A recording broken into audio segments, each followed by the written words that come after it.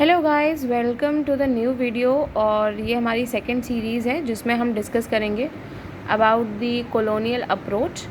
जो second chapter था spectrum का, उसका ये सेकंड वीडियो है। So let's get started. तो in this video we will be discussing about the colonial approach. अब हम बात करेंगे कि कॉलोनियल अप्रोच होती क्या है। कॉलोनियल अप्रोच में हमें दो चीज़ों के बारे में बताया गया है हिस्ट्री में। पहली चीज़, हम पहले कॉलोनियल अप्रोच में किसके बारे में पढ़ते हैं? उन कंट्रीज़ के बारे में जिन्होंने आके दूसरी कंट्रीज़ को रूल किया। जैसे कि ब्रिटेन ने आके क्या किया? इंडिया को रूल किया, और भी एशिया की बहुत सारी कंट्रीज़ को आके रूल करा। तो हम सबसे पहले ब्रिटेन की हिस्ट्री के बारे में पढ़ेंगे, तो हम उसको क्या कह देंगे? कॉलोनियल कंट्रीज़ की हिस्ट्री की स्टडी। दूसरी चीज़ हम क्या करेंगे कॉलोनियल अप्रोच में? We will be studying about the colonial ideology of domination की वजह से जो वर्क इन्फ्लुएंस हुए। कहने का मतलब ये है कि in this part we will be studying about, हम उन कंट्रीज़ के बारे में पढ़ेंगे जहाँ पे ब्रिटेन ने जाकर राज किया।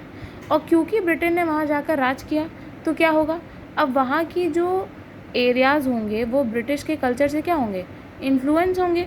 तो हम उन कंट्रीज़ के बारे में भी पढ़ेंगे, उनकी हिस्ट्री के बारे में भी, जो कि ब्रिटिश की आइडियोलॉजी से क्या हुई? इन्फ्लुएंस हुई। अब इसमें क्या था कि कुछ लोग जो कॉलोनियल अप्रोच के थे वो यही चाहते थे कि जब अपकमिंग जनरेशन्स, यानी कि भविष्य में क्या हो, जब भविष्य में लोग हिस्ट्री पढ़ें तो उन्हें ये लगे कि ब्रिटेन ने जो कंट्रीज़ पर रूल करा, जिनको अपने अंडर लाया, उनके ऊपर क्या करा? उन्होंने एक एहसान करा कि भाई मैं तुम्हारा क्या कर रहा हूँ? भला कर रहा हूँ। वो ऐसा ना दिखे कि ब्रिटिश ने उन कंट्रीज़ को रूल करके, ब्रिटेन ने उन कंट्रीज़ को रूल करके क्या करा? उन्हें और ज़्यादा तकलीफ़ पहुंचाई। क्योंकि देखो भाई, दुनिया का फंडा क्या है? फंडा ये है कि हर आदमी ये चाहता है कि जो वो कह रहा है वही सही हो, और उसको कोई अपने आप को गलत नहीं समझना चाहता। In the same way Britishers भी ये चाहते थे कि उन्हें कोई गलत ना समझे फ्यूचर में, कि वो उन्होंने जाके कंट्रीज़ को क्या करा? वो करा, फिर उन्हें बहुत ज़्यादा प्रताड़ित करा। तो इस तरीके से वो नहीं चाहते थे कि सोसाइटी में उनकी इमेज क्या हो जाए? ख़राब हो जाए। तो इसीलिए क्या हुआ कि कॉलोनियल ऑफिसर्स क्या करते थे? वो चाहते थे कि वो जस्टिफाई करें colonial rule and it's domination. मतलब वो ये चाहते थे, वो जस्टिफाई करना चाहते थे इस चीज़ को कि अगर ब्रिटेन ने जाके जहाँ जहाँ रूल किया उसे रूल करना चाहिए था, इसमें कुछ गलत नहीं था और ये बिल्कुल सही चीज़ थी। दूसरी चीज़ वो क्या चाहते थे कि वो जो सोसाइटी है, इंडिजिनस सोसाइटी, जो जहाँ पे जाके ब्रिटिशर ने रूल करा, जैसे ब्रिटिशर ने आके इंडिया में रूल करा, तो हमारे कल्चर को उन्होंने क्या करा? क्रिटिसाइज़ करा कि भाई ये जो कंट्रीज़ है ना बिल्कुल बेकार हैं, और ब्रिटेन ने बिल्कुल अच्छा करा इनको रूल करके। तीसरी चीज़ वो ये क्या दिखाना चाहते थे कि वो वेस्टर्न कल्चर को क्या करना चाहते थे? प्रेज़ करना चाहते थे। वो वेस्टर्न कल्चर को बहुत ज़्यादा अच्छा दिखाना चाहते थे कि वेस्टर्न कल्चर, और वो उन लीडर्स को भी बहुत अच्छा पोर्ट्रे करना चाहते थे जिन्होंने वेस्टर्न कल्चर को इस्टेब्लिश करा, जिन्होंने जाके डिफरेंट छोटी छोटी कंट्रीज़ को एशिया के रूल करा, वो उन्हें भी क्या करना चाहते थे? ग्लोरीफाई करना चाहते थे। इसके कुछ एग्जाम्पल्स हैं, जेम्स मिल और विंसेंट स्मिथ। जेम्स मिल एक स्कॉटिश हिस्टोरियन है, मतलब स्कॉटलैंड के हिस्टोरियन है, और विंसेंट स्मिथ क्या है? ये एक आयरिश इंडोलॉजिस्ट है। इंडोलॉजिस्ट कौन सा इंसान होता है? इंडोलॉजिस्ट वो आदमी होता है जो इंडिया के कल्चर को जिसे स्टडी करा और कॉलोनियल अप्रोच को इस्टेब्लिश करा। तो ये दो एग्जाम्पल्स आप चाहें तो फॉर योर एमसीक्यूज आप याद कर सकते हैं, पर नहीं भी याद है सो नो प्रॉब्लम। अब कॉलोनियल अप्रोच की कुछ कैरेक्टरिस्टिक्स थी। पहली characteristic, orientalist representation of India. कहने का मतलब ये, हम कब कहते हैं ओरिएंटलिस्ट रिप्रेजेंटेशन?